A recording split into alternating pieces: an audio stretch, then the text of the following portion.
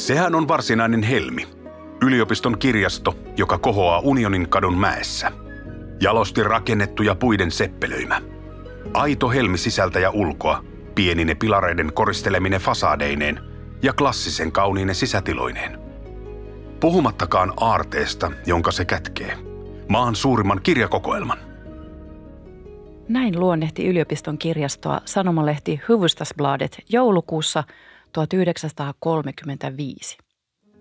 Helsingin yliopiston kirjastolla oli jo tuolloin Kansalliskirjaston asema ja tehtävä. Se keräsi ja vaali kaikkea Suomessa ilmestyvää kirjallisuutta. 1930-luvulla kokoelmat kasvoivat voimakkaasti. Carl Ludwig Engelin 100 vuotta aiemmin suunnittelema kirjasto kärsi tilanahtaudesta. Vaikka Gustav Nyströmin piirtämä rotunda oli tuonut lisätilaa 1900-luvun ensi vuosina. Tilanpuute koski myös yleisötiloja. Lukusalista oli vaikeaa löytää vapaata istumapaikkaa. Holvit täyttyivät kirjoista ja henkilökunta työskenteli kirjavuorten välissä. Niinpä 1930-luvun jälkipuoliskolla suunniteltiin modernia uudisrakennusta täydentämään kirjastokorttelia. Kansainvälisen tilanteen ja Suomen ja Neuvostoliiton välisten suhteiden kiristyessä Suomi alkoi syksyllä 1939 varautua sodan oloihin. Helsingissä monet instituutiot valmistelivat kellaritiloja pommisuojiksi. Hiekkasäkkejä nosteltiin rakennusten suojaksi ja sisätiloihin tuotiin hiekkasäiliöitä palontorjuntaa varten. Näin toimittiin myös Helsingin yliopiston kirjastossa. Eteläsalin lattialle levitettiin paloturvaksi paksu kerros hiekkaa. Kirjastoon hankittiin sammutuskalustoa, kaasunaamareita, suojapukuja sekä taskulamppuja, pelastusköysiä ja paareja. Kirjaston naisvirkailijoista muodostettiin ensiapuosasto. Vanhinta Fennika-kokoelmaa, kotimaisia harvinaisuuksia ja käsikirjoituskokoelmien aarteita vietiin turvaan kirjaston kellarikerroksiin sekä yliopiston päärakennuksen kellariin, juhlasalin alla oleviin tiloihin. Fennika-kokoelmaa, Nordenskiöld-kokoelma sekä käsikirjoituksia vietiin myös yliopiston uuden puolen kellariin.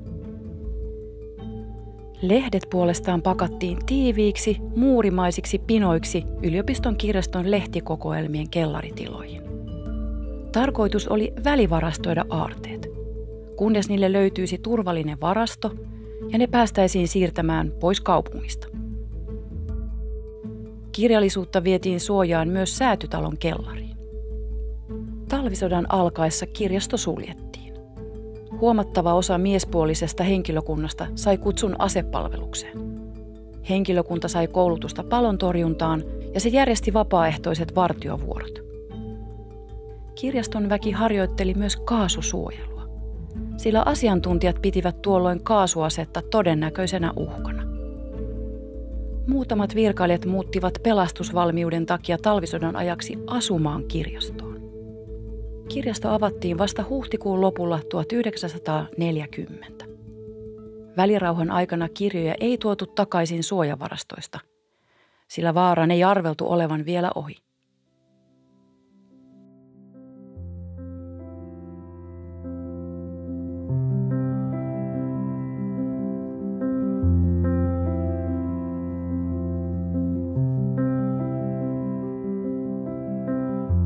Kansalliskirjaston ylikirjastonhoitaja Kimmo Tuominen. Me ollaan nyt täällä Rotundan yläilmoissa. Ja tämä rakennus meidän ympärillä on nähnyt yhtä ja toista. Vanhimmat rakennusosat on kokeneet tietysti pitkiä rauhankausia, mutta myöskin sodan suoria tai epäsuoria vaikutuksia aina tuolta Krimin sodasta lähtien. Kimmo, minkälainen suhde sinulla on historiallisiin edeltäjiisi ja menneiden sukupolvien kirjastolaitokseen? Joo, mä itse koen asian sillä tavalla, että olen ikään kuin tällainen lenkki tässä niin kuin ketjussa, pitkässä ketjussa, joka ulottuu tuonne vuoteen 1640 ja toivottavasti jatkuu hamaan tulevaisuuteen, että näen sen asian sillä tavalla ja näen asian myös siten, että ratkaisut, joita tänään tehdään, niin voivat heijastua kirjastomaailmassa. Voi käydä niin, että heijastuvat 100 vuoden päähän ja niin kuin paljon paljon eteenpäin ja tietenkään ylikirjastonhoitaja ei tee mitään yksin, vaan yhdessä oman henkilökuntansa kanssa ja se henkilökunta on niin kuin ihan yhtä lailla tärkeä osa sitä kokonaisuutta ja mahdollisimman suuri asiantuntemus ja uutteruus ja niin edelleen. Nämä ovat tietenkin sellaisia kvaliteetteja, joita kansalliskirjastoympäristössä tarvitaan ja erityisesti sitten erilaisissa kriisiolosuhteissa niin henkilökunnan niin kuin uhrautuvuutta onkin koeteltu, kuten vaikkapa nyt sitten Helsingin pommitusten aikaan, niin on tarvittu sitä, että suojellaan sitä kulttuuriperintöä ja pidetään siitä niin kuin, tavallaan niin kuin sellaista uhrautumista, jota niin kuin normaali rauhan aikaan ei ole tarvinnut tehdä, mutta kiitos niille vanhoille sukupolville siitä, ja menneille sukupolville siitä, että meillä on niin kuin mahdollisuus edelleen pääsyä tiettyihin kulttuuriaarteisiin, ajatellaan vaikkapa Nordensöltin kokoelmaa. Jatkosota alkoi kesäkuussa 1941. Ja jo ensi päivinä ja viikkoina ilmapommitukset palasivat koettelemaan Helsinkiä. Yliopiston kirjaston inkunaabelit, Nordenskiöld-kokoelma ja muita harvinaisuuksia evakuoitiin. Missale Aboense vietiin väestönsuojaan ja kirjasto otti säilytykseen myös yksityisten kirja-aarteita. Lukusalissa oli apean väljää, kun nuoria miehiä lähti rintamalle. Ylikirjastonhoitaja Lauri Tudor luonnehti kesäistä kirjastoaan heinäkuussa 1941. On se eräänlainen kaunis Naturmort. Kirjasto muistutti siis Stilllebeniä, hiljaista ja pysähtynyttä asetelmamaalausta. Tieteellisen kirjallisuuden saatavuus opiskelijoille ja tutkijoille pyrittiin koko ajan turvaamaan, sillä kuten Tudor totesi kokoelmista elokuussa 1941. Niitä kyllä tarvitaan nykytärkeitäkin asioita varten. Jatkosodan alkupuolella yliopiston juhlasalin alle varastoitiin vanhempaa lääketieteellistä kirjallisuutta, kotimaisia kaksoiskappaleita sekä ulkomaista arvokirjallisuutta. Kun monet Helsingin yliopiston kirjaston henkilökunnan nuoremmista miehistä joutuivat rintamalle, naiset saivat ennennäkemättömän paljon vastuuta. Tässä kirjaston ovelle ovat ennen sotavuosia ryhmittyneet kirjastonhoitajat Toini Melander, Sune Orell sekä oikealla kirkkohistorioitsija, kirjastonhoitaja Arno Maliniemi. Koko henkilökunta oli tavalla tai toisella mukana järjestämässä evakuointeja. Tässä kuvassa näemme oikealla amanuenssi Ann-Mari Mikvitsin. Maisteri Mikvitsin aviomies, historioitsija Gunnar Mikvits, oli kaatunut talvisodan lopulla, ja leski jäi yksin huolehtimaan 3 pienestä pojasta. Jatkosodan aikana pojat lähetettiin turvaan Paraisille ja myöhemmin vuodeksi Ruotsiin asti. Myös työssään amanuenssi Mikvits joutui arvioimaan riskejä ja evakuoimaan kallisarvoisia aarteita. Ylikirjastonhoitaja Tudor totesi Sanomalehden haastattelussa. Meidän tulee pitää mielessä, että täällä meillä on kyse korvaamattomasta aarteesta, täydellisimmästä kokoelmasta Suomen kansalliskirjallisuutta, jota ei koskaan enää saisi samassa mitassa kootuksi yhteen, jos sille tapahtuisi jotain. Pietarilaissyntyinen runoilija Vera Bulic työskenteli 1930-luvun alusta lähtien Helsingin yliopiston kirjaston slaavilaisessa kirjastossa. Hän kirjoitti päiväkirjansa 13. lokakuuta 1942 muistellen edellisen vuoden tapahtumia Helsingissä. Niinä päivinä paniikki levisi kaupungissa ja ihmiset tuntuivat tulleen hulluiksi. Kun he pakkasivat kapsäkkejään, hylkäsivät asuntonsa ja pakenivat kaupungista. Kun taas me kirjastossa, ollaksemme rakentavia, aloimme purkaa. Kallisarvoisia kirjoja pakattiin laatikoihin ja kannettiin kellariin, vailla järjestystä, kaikki kovassa kiireessä. Kirjasto oli auki normaalisti koko jatkosodan ajan aina alkuvuoteen 1944 asti. Talvipäivinä lukusalissa oli lämpöä enää 15 astetta, joten lukijat istuivat päällysvaatteissa. Salissa työskenteli nuoria tutkijoita, vanhoja emerituksia, asepukuisia nuorukaisia sekä nuoria opiskelijanaisia. kunnes kaikki muuttui helmikuussa 1944. Ensimmäinen suurpommitus iski Helsinkiin helmikuun 6. ja 7. päivän välisenä yönä. Osumia tuli muun muassa Rautatieasemaan, Kansallisteatteriin, Neuvostoliiton lähetystöön, Teknilliseen korkeakouluun, Kallion kansankirjastoon sekä Katajanokan vankilaan. Pommitus käynnisti yliopiston kirjaston ja laitosten evakuointien valtaisan loppuponnistuksen. Jo ensimmäistä pommitusaamua seuraavana päivänä, helmikuun 8. pidettiin kokous, jossa kansleri Hugo Suolahti, rehtori Rolf Nevanlinna, yliopiston suojelupäällikkö, metsätieteilijä professori Erik Lönnroth sekä metsäpolitiikan professori Eino Saari päättivät evakuoida yliopiston korvaamattoman tieteellisen omaisuuden. Asiasta kysyttäessä tähän kehotti myös maan väestönsuojelupäällikkö, kenraaliluutnantti Arne Sihvo. Evakuointia varten perustettiin saman tien toimikunta, johon nimettiin professori Saaren lisäksi professori mikrobiologi Unto Vartiovaara, dosentti kirjallisuustieteilijä Arne Anttila, dosentti kasvitieteilijä Niilo Söyrinki sekä dosentti lääkäri Esko Näätänen. Yliopiston kirjaston evakuointia koordinoi toimikunnassa dosentti Anttila. Suurimman taakan kantoi kuitenkin toimikunnan kokopäiväinen sihteeri, metsätieteiden kandidaatti Einari Vuoti, joka käytännössä ohjasi ja toteutti evakuoinnin. Helmikuun 11. Metsätaloon perustettiin niin sanottu toimisto Vuoti. Metsätalo oli vastikään vuonna 1939 valmistunut ja vuonna 1940 käyttöönsä vihitty Helsingin yliopiston metsälaitosten ja metsäntutkimuslaitoksen toimirakennus. Se sijaitsee Fabianin kadun, Unionin kadun ja nykyisen Varsapuistikon rajaamassa korttelissa. Metsätalon suunnitteli arkkitehti Jussi Paatela. Toimisto Vuoti sai tilat Metsätalon toisesta kerroksesta, Metsäteknologisen laitoksen huoneesta numero 3, joka oli ollut Puolustusvoimien kulontorjuntatoimiston käytössä.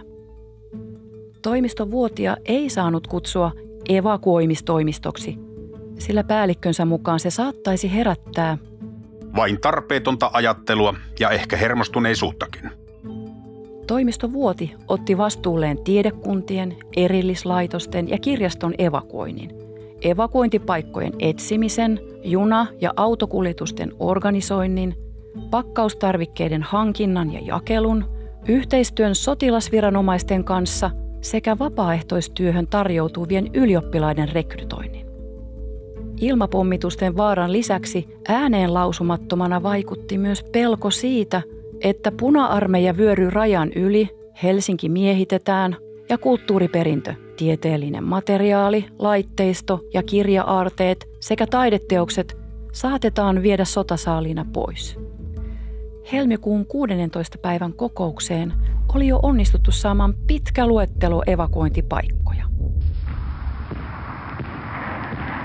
Seuraavana yönä koettiin helmikuun toinen suurpommitus. Nyt osumia tuli Työväentalon, Lapinlahden sairaalan ja Kaisaniemen kansakoulun ohella Metsätalon. Toimisto Vuotissa jatkettiin ensimmäisten kuljetusten valmistelua.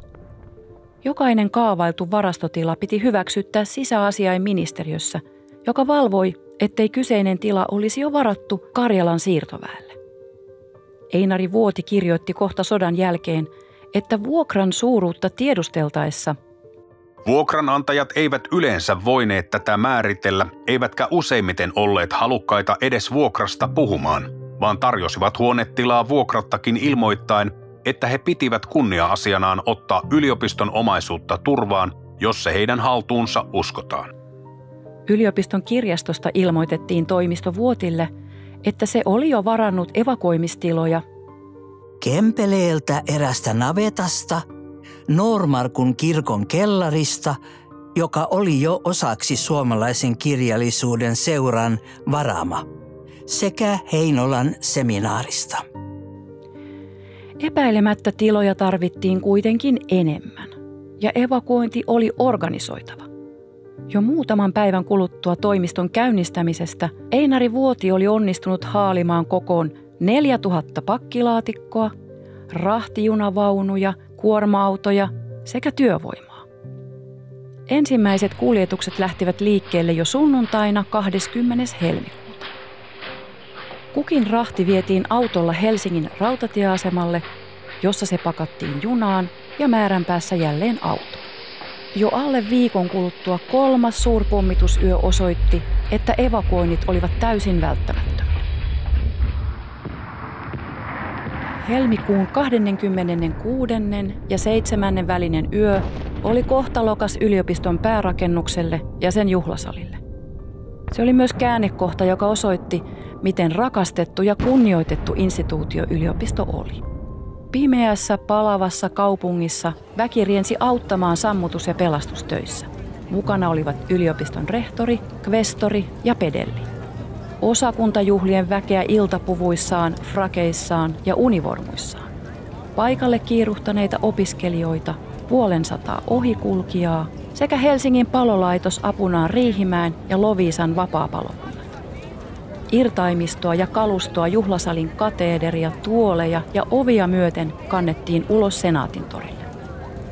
Kirjastonhoitaja Henrik Grönroos sattui olemaan lomalla rintamapalveluksesta ja hän alkoi välittömästi organisoida kirjojen pelastamista juhlasalin alta. Ihmisketju kiidätti kirjoja kuin viestikapuloita. Ketjun toisessa päässä pelastajat tunkeutuivat arkailematta ahtaisiin, savun täyttämiin käytäviin juhlasalin alla. Sammutusletkuja pideltiin yhteistuumin ja sotilasmantteleilla piiskattiin liekkejä sammuksiin piittaamatta ylhäältä tippuvasta palavasta fosforista. Palon sammuttua oli pelottomien lottien ja naisylioppilaiden vuoro. Pienet lyhdyt ainoana valonlähteenään he ryömivät samoihin käytäviin. He kahlasivat sammutusvedessä ja tiiliskiviä, laastia ja rauniojätettä putoili heidän päälleen, kun he kantoivat paareilla kirjoja turvaan. Tässä kuvassa väki tutkii Senaatintorille pelastettua irtaimistoa 27. helmikuuta 1944. Etualalla oleva nuori nainen on Helvi Järvenpää, myöhemmin Kiviniemi, joka opiskeli filosofiaa ja kirjallisuutta.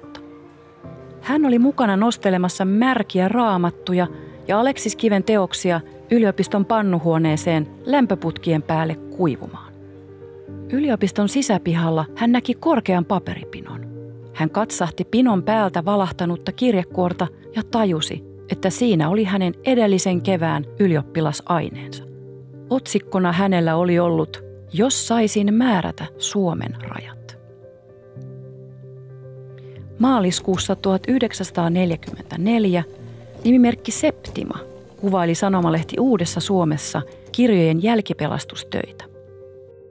Kirjavanhukset ovat läpimärkiä, lehdet yhteen liimautuneita, ruskeat nahkakannet homeessa. Kirjastonhoitaja nostelee raukkoja ja päivittelee. Ne saivat osansa yliopiston sammutusvesistä, ollessaan tilan puutteen takia sen kellarissa.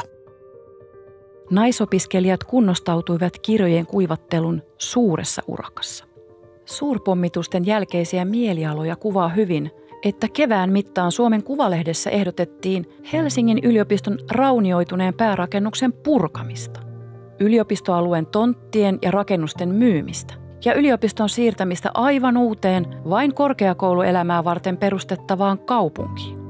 Historioitsija Arvi Korhonen kirjoitti alkuvuonna 1944, että totaalisen sodan ilmaterrori todistaa nyt havainnollisesti, että tällainen nimittäin pääkaupungin asumismuoto on täysin epäajanmukainen ja että nimenomaan pääkaupungit vanhassa muodossaan ovat ehdottomasti kuolemaan tuomittuja.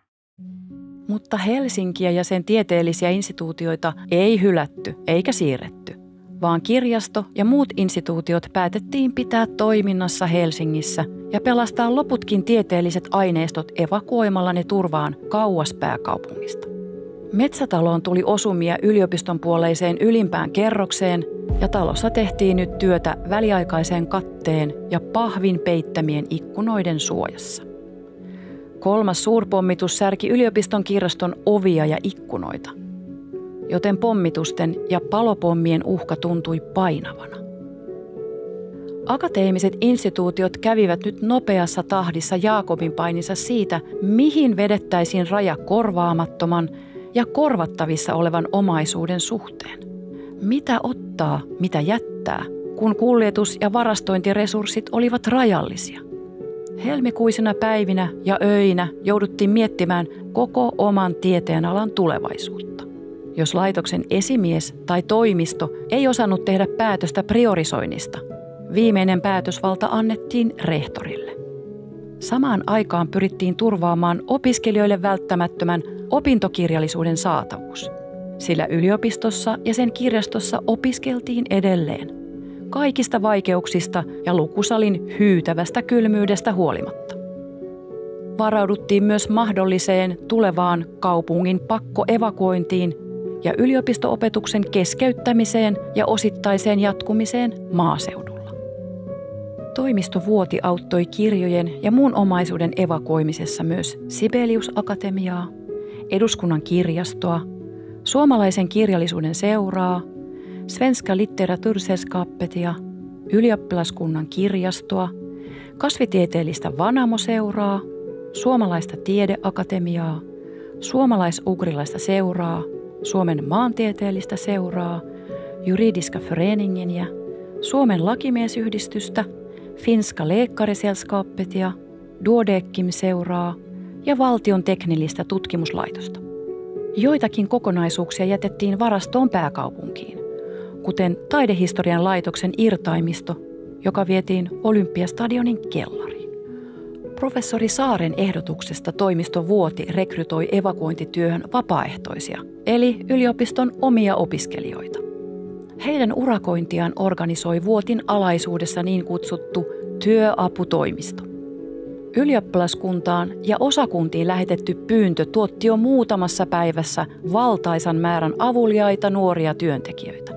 Ylioppilaita työskenteli evakuoinnissa kirjanpidon mukaan peräti 842 henkilöä ja tosiasiassa toista 1000 henkilöä, sillä toimistovuotilla ei ollut tietoa kaikista laitosten urakoissa mukana olleista opiskelijoista.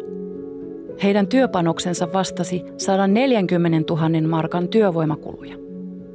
Työvoimapulan vallitessa evakuointi ei olisi toteutunut ilman heitä. Läsnä olleeksi ilmoittautuneista opiskelijoista joka 5. osallistui talkoisiin. Vapaaehtoisista oli naisia yli 80%. Mukaan tulleista miesylioppilaista puolestaan suurin osa oli sotainvalideja. Aktiivisinta oli pohjoispohjalaisen osakunnan väki, passiivisinta Vaasa Nachuunin. Voimistelulaitos lähetti työhön kaikki naisensa, joten laitoksen prosenttiosuus oli korkein. Alhaisimmat osallistumisprosentit olivat lääketieteellisen ja lainopillisen tiedekunnan opiskelijoilla. Einari Vuoti tunnusti auliisti työn vaativuuden. Naiset, joista lukuisat muodostivat 3-5 hengen työryhmiä, raatoivat kuin orjat pölyttyneiden kirjajoukkojen parissa kirjastossa. Huomattava osa pakkaamisen ja luetteloinnin palkallisesta ja palkattomasta työvoimasta oli naisia. Yliopiston kirjaston naispuolista henkilökuntaa, kirjastonhoitajia ja vahtimestareita sekä naisylioppilaita. Ammattilaiset hoitivat kirjojen järjestelyn ja ohjasivat pakkaamista. Muu työvoima huolehti kantamisesta. Toimistovuotissa huomattiin, että kirjaston rahti oli aina pakattu tarkasti toimikunnan ohjeiden mukaan, junavaunujen mittoja ja täyttymistä silmällä pitäen. Painavimpien laatikoiden kantamisen suorittivat tehtävään komennetut sotilaat, joille maksettiin työstä korvaus päivärahan päälle. Kokemus osoitti, että kirjalaatikoina parhaiten toimivat 60 × 40 × 30 kokoiset köydellä kiinni sidotut pahvilaatikot, joita 2 pienikokoista naista jaksoi nostaa. Puulaatikot olivat liian painavia tai ne hajosivat liitoksistaan. Jokaiseen kirjalaatikkoon kiinnitettiin kuvaus sen sisällöstä ja jokainen laatikko numeroitiin. Kaikesta pidettiin kirjaa. Laatikoista oli huutava pula, sillä koko Helsinki pakkasi nyt tavaroitaan. Hermannin laatikkotehdas pelasti tilanteen ja toimitti Vuotille laatikoita sitä mukaan, kun niitä pajassa kuumeisesti valmistettiin.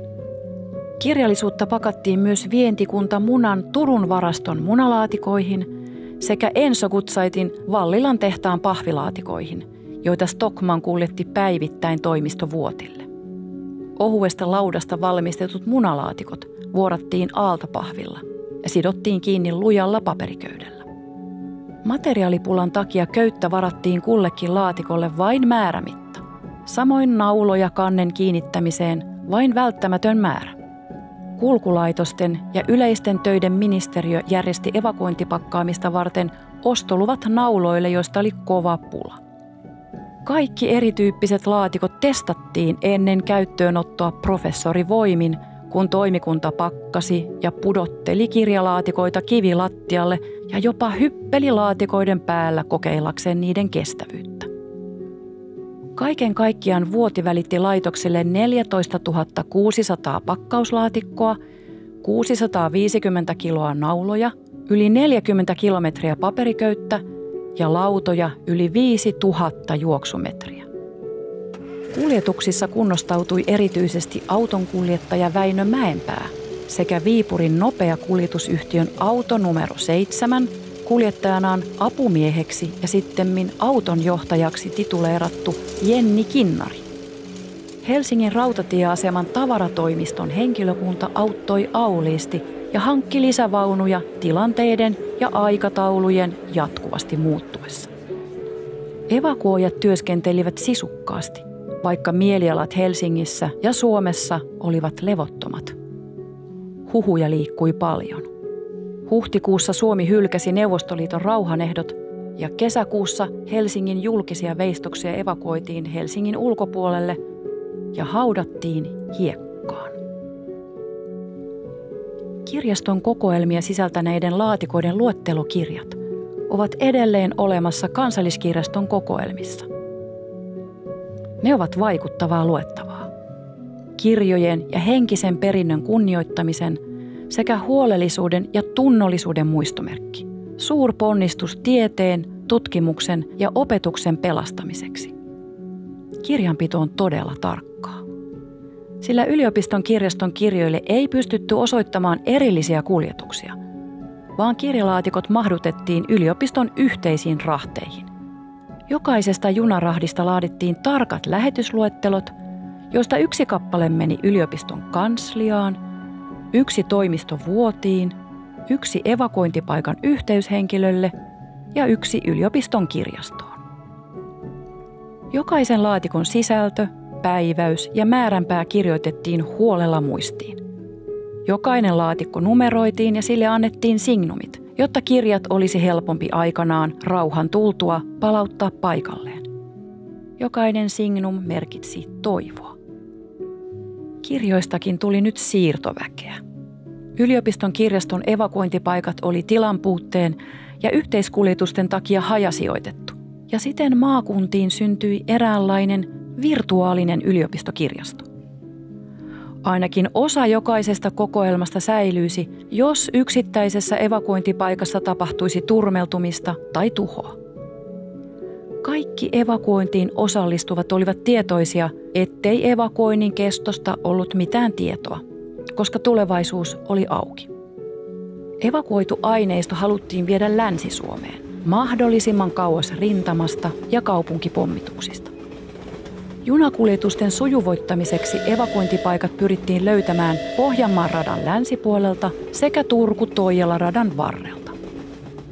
Käytännössä suurin osa aineistosta kuljetettiin Satakuntaan, Hämeeseen ja Pohjanmaalle. Kuljetukset eivät olleet vaarattomia taipaleita, sillä radat ja risteysasemat olivat mahdollisia ilmapommituskohteita. Parkanon Lainajyvästö lahjoitti viljamakasiininsa kirjojen evakuointitilaksi, eikä perinyt siitä vuokraa. Lainajyvästö oli Suomessa 300 vuotta vanha instituutio. Suotuisina satovuosina viljaa varastoitiin katovuosia varten. Jotakin hieman samankaltaista tapahtui sotavuosina. Parkanon viljamakasiiniin varastoitiin 11 junavaunulastillista tieteellistä aineistoa, esimerkiksi osa korvaamattoman arvokasta Nordenskiöld-kokoelmaa, Turun Akatemian väitöskirjoja sekä 50 laatikollista ylioppilaskunnalle kuuluvaa kirjallisuutta. Nykyään Nordenskiöld-kokoelma kuuluu Unescon maailman muistirekisteriin. Kaikkia kolleja ei kuitenkaan saatu ongelmitta turvaan. Nakkilan yhteyshenkilö, kirkkoherra Antti Perheentupa, oli työmiesten mukana kantamassa laatikoita. Hän muisteli vuonna 1975. Helsingin yliopiston kirjastosta kirjalaatikot, ruumiskirstut, olivat junalla saapuneet Parkanoon ja ajettu Kivisen viljamakasiinin luo.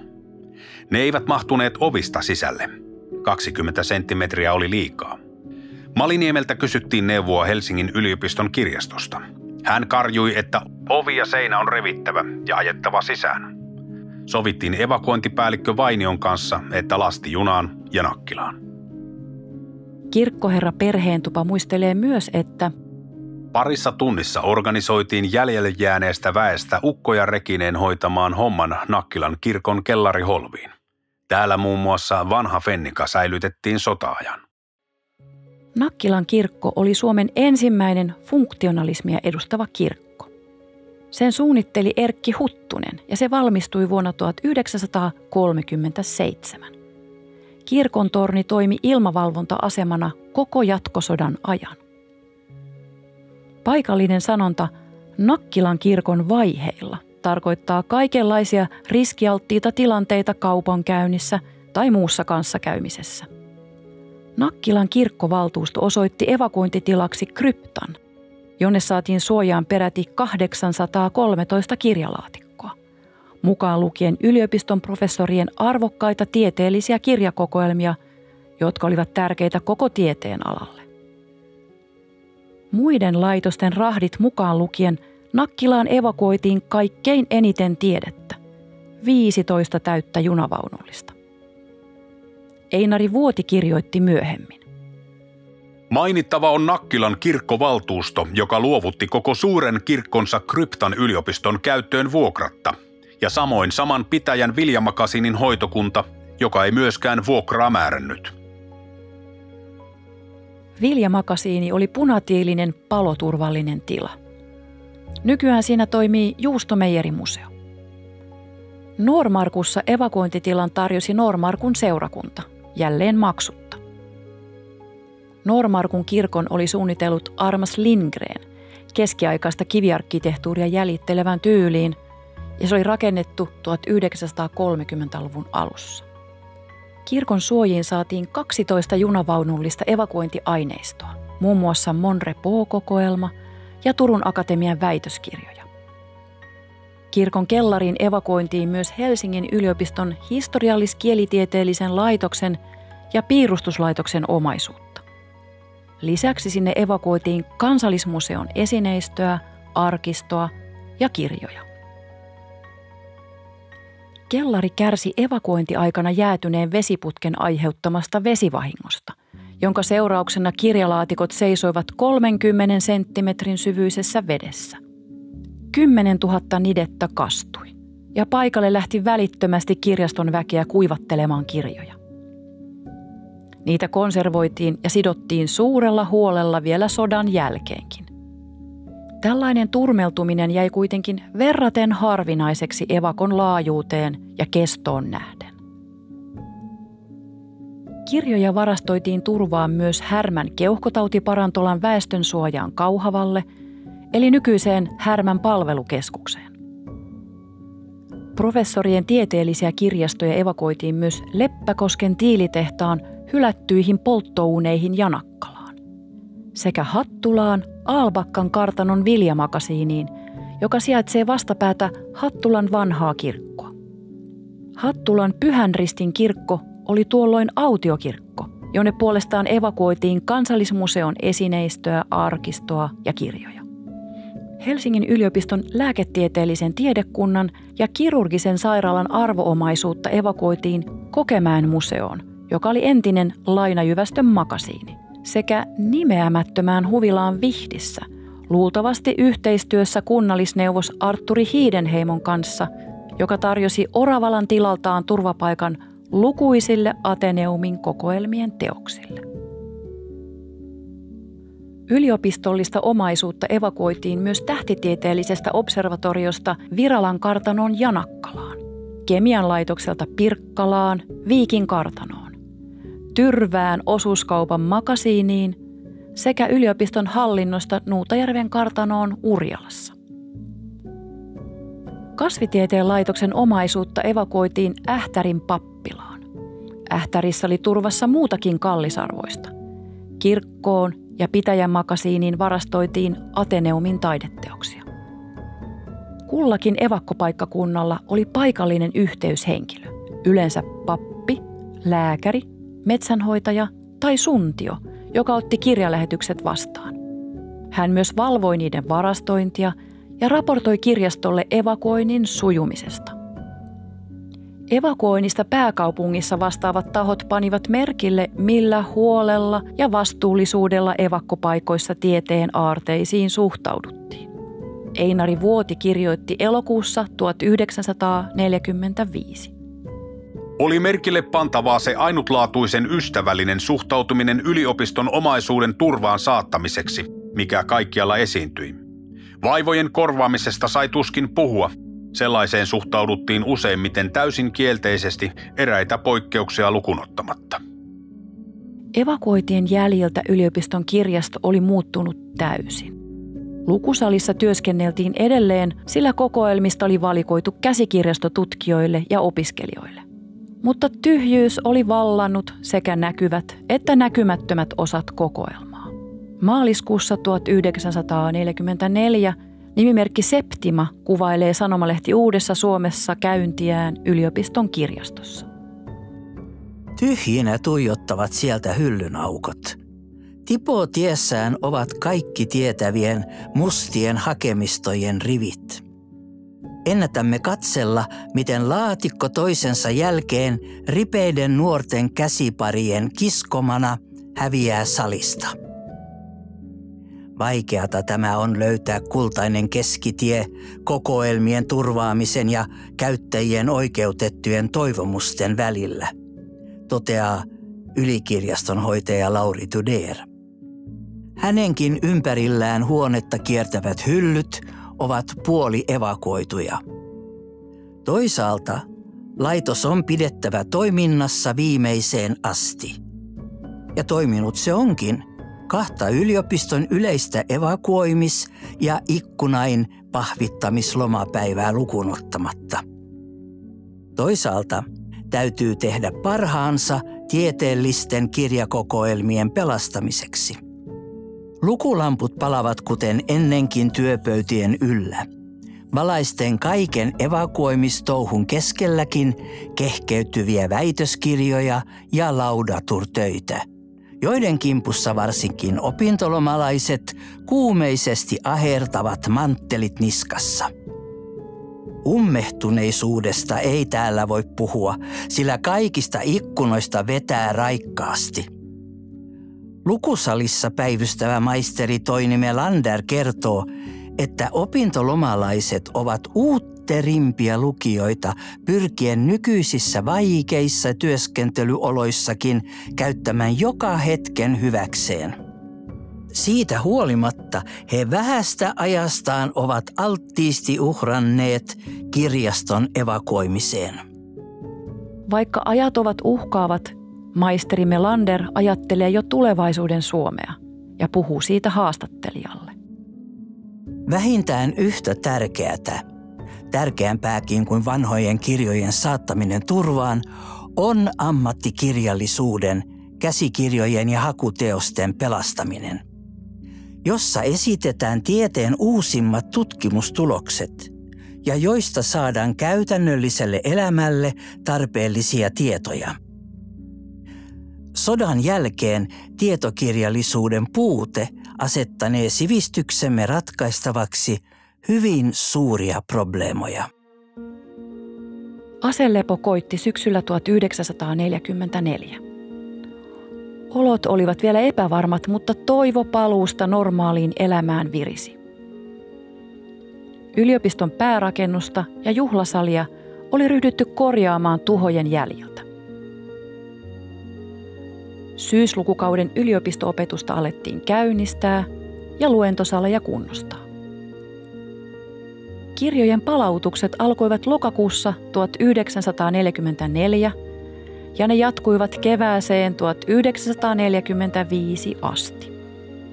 Työtä vaikeutti se, että välirauhan sopimuksen takia junavaunukanta oli supistunut ja junia tarvittiin siirtoväen ja sotilaiden kuljettamiseen Suomen rajojen sisällä. Urakka oli jälleen valtaisa, mutta palautuksista otetuissa tilannevalokuvissa on optimistinen tunnelma. Kirjat palaavat paikalleen, elämä normalisoituu. Jokaiseen ylioppilaaseen, joka syksyllä 1944 ilmoittautui läsnä olevaksi, vedottiin, jotta hän tekisi 2 talkoopäivää yliopiston omaisuuden palautusurakan hyväksi. Täten opiskelijatyövoimaa saatiin vielä enemmän kuin helmikuussa 1944.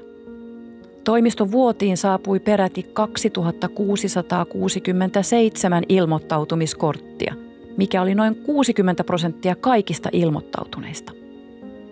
Ylioppilaita oli vapaaehtoistyössä nyt kirjanpidon mukaan 960 henkilöä. Ja jälleen Einari Vuotin arvion mukaan todellisuudessa heitä oli paljon enemmän. Naisten osuus oli 62%. Monet sotilaat saapuivat talkoisiin suoraan rintamalta. Ja sunnuntaisin töihin saapuivat osakunnat. Aktiivisimmin auttoivat eteläpohjalaisen osakunnan ylioppilaat sekä voimistelulaitos. Vähiten jälleen Vaasan Natsuun ja lääketieteellisen tiedekunnan opiskelijat. Rintamalta palanneille sotilaille, jälleen läsnä oleviksi yliopistoon ilmoittautuneille nuorukaisille, palautustalkoisiin osallistumisella oli erityisen terapeuttinen merkitys. Se oli rauhanajan ensimmäinen urakka, sivistyksen jälleenrakennusta. Nimikoidut ja numeroidut kirjalaatikot palasivat maakunnista junilla ja kuorma-autoilla. Väliaikaisvarastoina käytettiin vanhaa anatomian laitosta Snellmanin katu 10, metsätaloa, suurkirkon kellaria sekä Snellmanin kadun ja Liisan kadun kulmassa olevaa punatiilistä pesularakennusta. Kirjat kärsivät ajoittain kuljetuksissa sekä evakkovarastojen vesivahinkojen ja homeen takia, mutta evakuoinnin laajuuteen nähden vahingot jäivät suhteellisen pieniksi ja laatikot olivat palatessaan tyydyttävässä kunnossa. Toimisto Vuotin toiminta lakkasi maaliskuussa 1945, mutta työ jatkui. Helsingin yliopiston kirjaston kokoelma palasi normaaliin päiväjärjestykseen vasta uusien varastotilojen myötä ja kirjaston restauroinnin jälkeen vuonna 1957. Toimisto Vuoti suoriutui jättimäisestä työmäärästä kovan paineen alla. Einari Vuoti luonnehti taakse jäänyttä evakuointityötä elokuussa 1945 huomauttamalla, ettei pysty edes kertomaan kaikista niistä lukemattomista huvittavista tai harmillisista tapauksista, jotka milloin keventäen, milloin raskauttaen pakkaustarvikkeiden hankintaa, pakkauksia ja lähetyksiä, kuljetuksia ja valvontaa, olivat sitä suolaa, joka antoi toiminnalle vireyttä ja tärkeyden makua.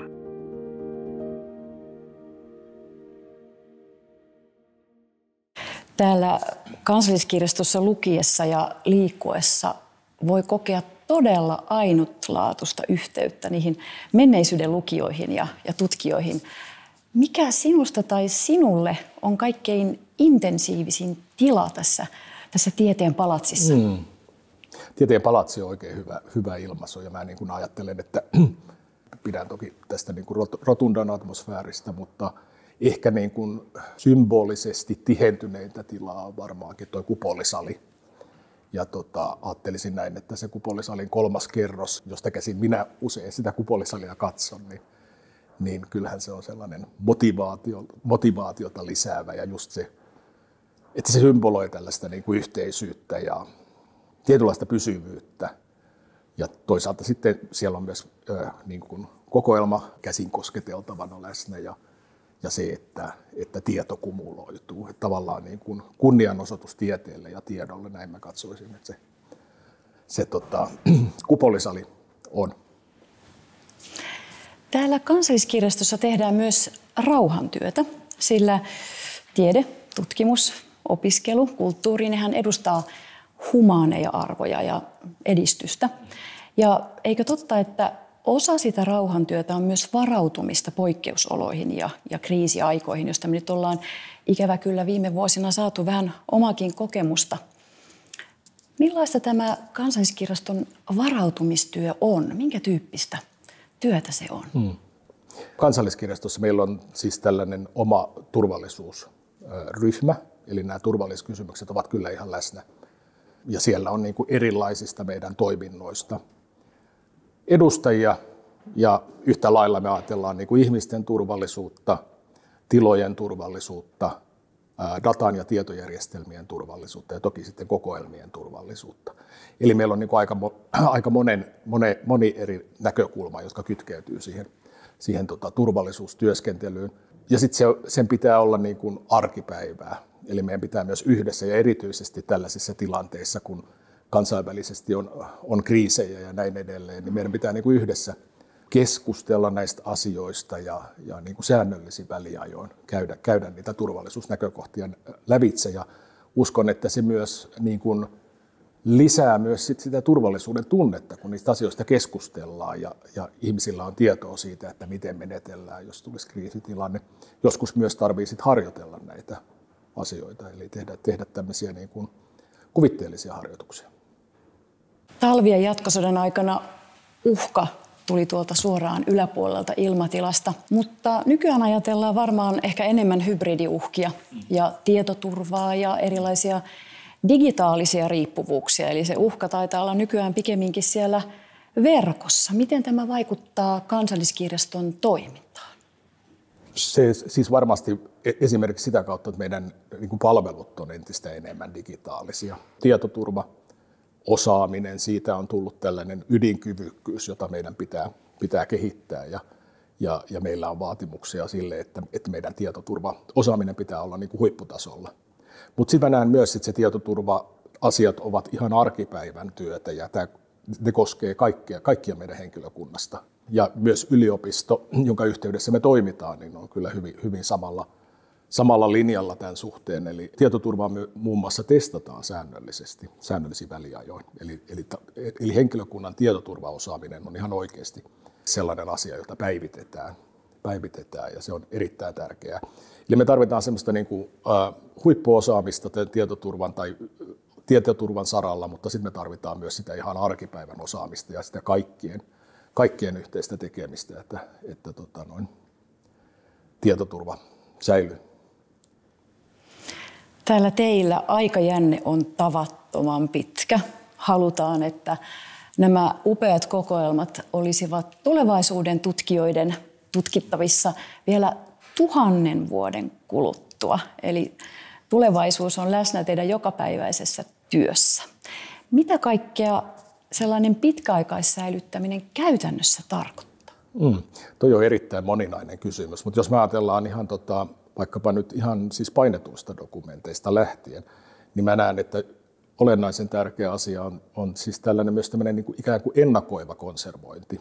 Eli se, että aineistoja koteloidaan, aineistojen niin kuin säilyvyydestä pidetään huolta silloin, kun ne tavallaan ovat ihan uunituoreita, niin siitä lähtien meillä pitää olla se niin kuin, säilyttämisen ja turvaamisen ajatus, joka liittyy sit myös meidän niin kuin lakisääteiseen tehtävään. Eli meillähän on niin kuin kulttuuriaineistolaissa tämä roolikin, että me säilytetään aineisto, niin kuin sinä sanoit, 1000 vuoden päähän. Toinen puoli asiaa on sitten tämän ennakoivan konservoinnin ohella, niin sitten on tietenkin tämä digitaalisten aineistojen pitkäaikainen säilyttäminen ja se, että digitaaliset aineistot, kun tiedostomuodot muuttuu ja ohjelmistot muuttuu, niin millä tavalla me pidetään huolta siitä, että digitaaliset aineistot säilyy käytettävinä vastaisuudessa. Ja se on sitten ihan omanlaistaan osaamista. Siinä ei niin kuin riitä kuitenkaan se, niin kuin, me tarvitaan toki että siis ohjelmistot ja tiedostot ovat niin kuin vaurioitumattomia, siis me tarvitaan sellaista bittitason säilyttämistä, mutta me tarvitaan myös metatietoja, jotta sitten tulevaisuudessakin tiedetään, että mitä nämä tiedostot on, jotka meillä jossain on pitkäaikaissäilytettävänä, mitä ne on, minkälaisilla ohjelmistolla, miten niitä on mahdollisuus ottaa käyttöön tai miten niitä voidaan ennallistaa, jos on sellainen tilanne, tai virkistää, kuten yksi termi on, jota tässä pitkäaikaismaailmassa käytetään, että tiedostoa virkistetään, eli päivitetään sitä niin kuin uusiin versioihin. Nyt 2020-luvulla sota riehuu täällä meillä Euroopassa ja Euroopan lähialueilla ja tuhoaa kulttuurista muistia ja jopa muistiorganisaatioita. Miten Kansalliskirjasto pyrkii auttamaan sisarkirjastoja Euroopassa ja maailmalla? Yleisesti ottaen niin mä näen sillä lailla, että erityisesti tällaisissa kriisitilanteissa on olennaisen tärkeää se, että toimitaan yhdessä. Ja niin kuin Kansalliskirjastokin on osa isoja kirjastojen verkostoja.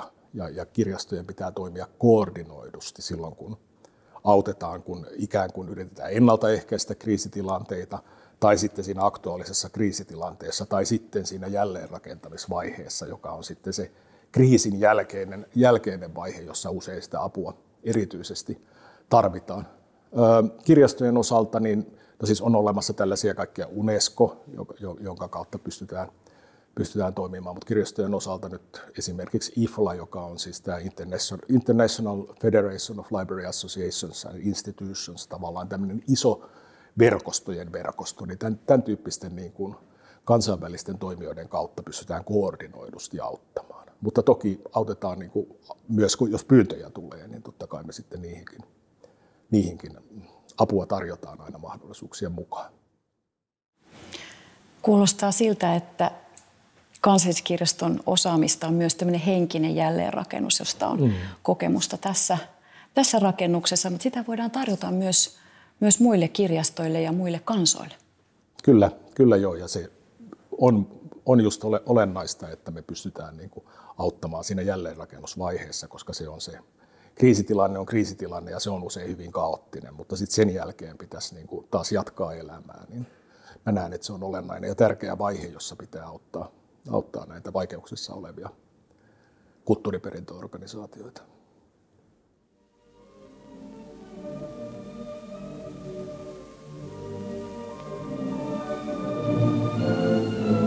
Lainausosastolla työ jatkui säännöllisesti kirjavarastossa tapahtuneesta järjestelystä ja poikkeuksellisesta touhusta huolimatta.